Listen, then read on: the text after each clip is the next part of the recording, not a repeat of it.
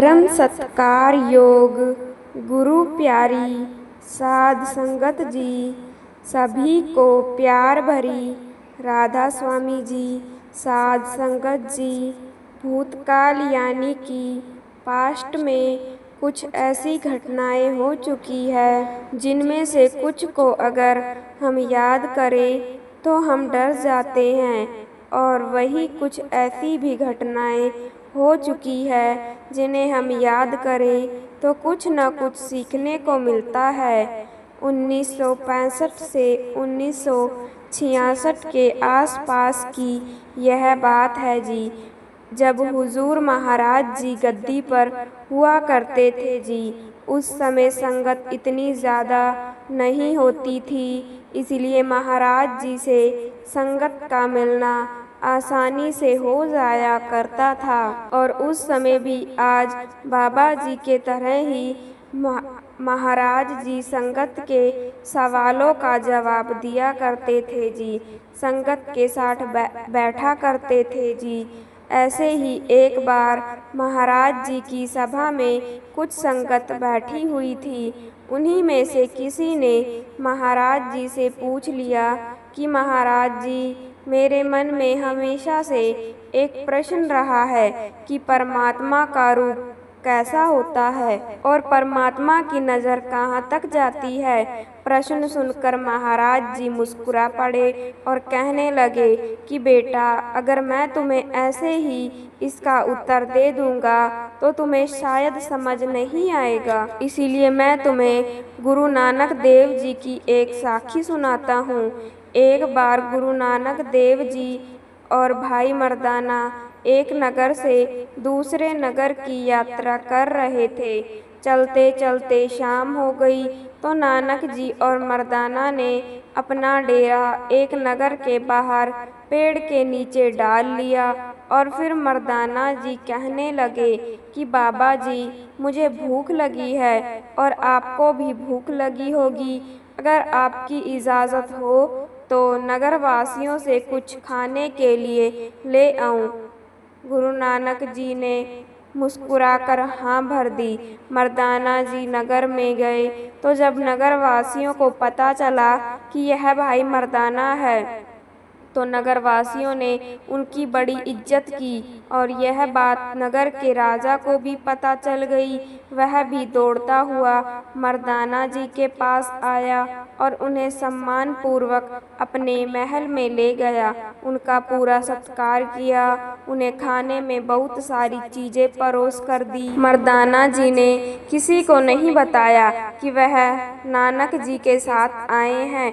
मर्दाना जी ने कहा कि आप भोजन को बांधकर मुझे दे दीजिए, मैं रास्ते में खा लूँगा। मर्दाना जी ने ऐसा इसीलिए कहा क्योंकि बाबा नानक के बिना वह अकेले भोजन नहीं खाएंगे।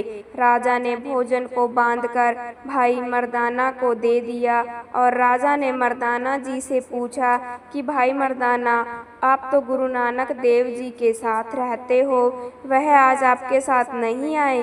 तो यह बात सुनकर भाई मर्दाना को सच बताना पड़ा।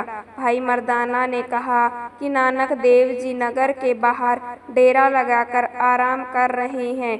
राजा उसी समय अपने सिपाहियों के साथ नगर के बाहर गया और नानक देव जी के पैरों में गिर पड़ा और कहने लगा कि आप इस नगर के मेहमान हैं, आप यहाँ जंगल में नहीं सो सकते।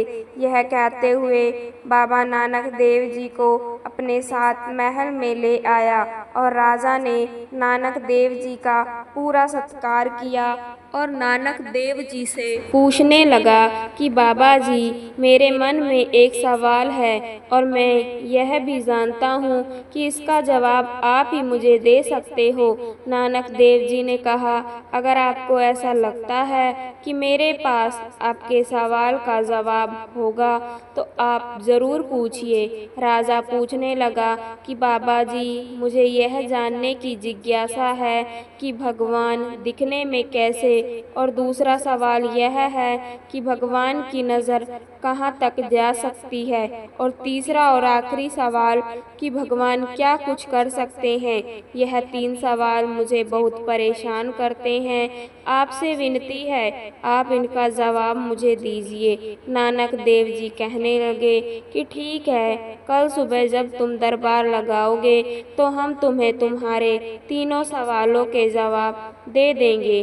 राजा खुश हो गया और अगले दिन सुबह जब दरबार लगाया गया तो राजा अपने सिंहासन पर बैठ गया और उसके मंत्री अपनी जगह पर बैठ गए, और राजा ने नानक देव जी और भाई मर्दाना के लिए कुर्सी लगवा दी। फिर राजा कहने लगा कि बाबा जी, अब आप मेरे सवालों का जवाब दीजिए। तो नानक देव जी कहने लगे कि मुझे सुबह के समय दूध पीने की आदत है, क्या तुम मेरे लिए दूध मंगवा सकते हो? तो राजा ने इशारा किया और एक सैनिक एक लोटा भर के दूध ले आया और बाबा जी के आगे रख दिया।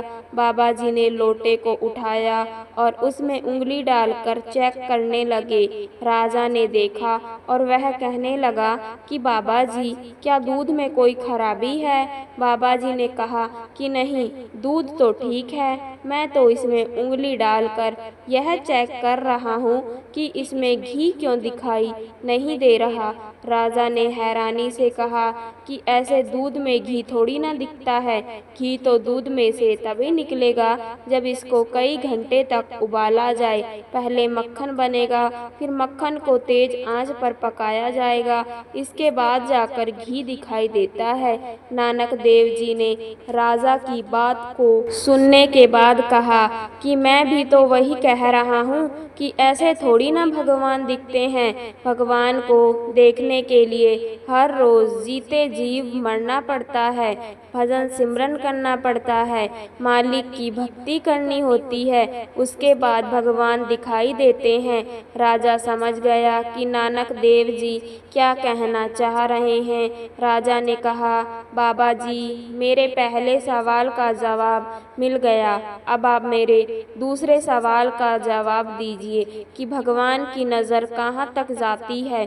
बाबा जी ने कहा, एक दिया मंगवा। राजा ने उसी समय एक दिया मंगवा दिया। नानक जी ने दिए को जलाया और राजा से पूछा कि इस दिए की रोशनी कहाँ तक जा रही है। राजा ने कहा कि दिए की रोशनी चारों तरफ जा रही है।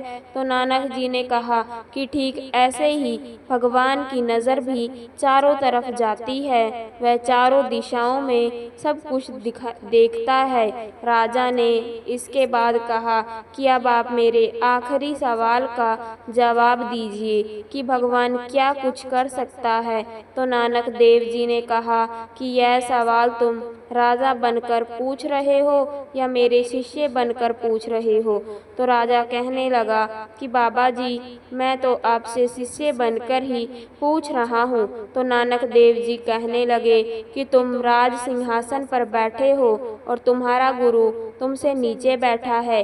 यह सुनते ही राजा सिंहासन से खड़ा हुआ और नानक जी को अपने सिंहासन पर बिठा दिया और खुद नानक जी की जगह पर बैठ गया और अपनी गलती की माफ़ी मांगने लगा। नानक जी कहने लगे कि यह तुम्हारे आखिरी सवाल का जवाब था। भगवान पल में किसी को भी राजा से फकीर और किसी को भी फकीर से राजा बना सकता है। पल भर पहले मैं नीचे बैठा था और उस मालिक ने एक पल में मुझे राजा के सिंहासन पर बिठा दिया और तुम्हें सिंहासन से उतार कर नीचे बिठा दिया। नानक देव जी के जवाब सुनकर राजा की आंखें भर आई और उसने नानक जी के पैर पकड़ लिए और कहने लगा कि बाबा जी, मैं जानता था मेरे मन की इस द्विधा को सिर्फ आप ही दूर कर सकते हो। आपका बहुत बहुत शुक्रिया है। इसके बाद हुजूर महाराज जी से जिसने सवाल किया था, इस साखी के जरिए उसको भी उसके सवालों के जवाब मिल गए और मुझे पूरी उम्मीद है जी कि कभी न कभी यह तीनों सवाल सबके अंदर ही आए होंगे जी। संगत जी, कमेंट में राधा स्वामी लिखना ना भूलें जी और संगत के अपने चैनल रूहानी मार्ग को सब्सक्राइब जरूर कर लीजिए जी। गुरु प्यारी साध संगत जी, राधा स्वामी जी।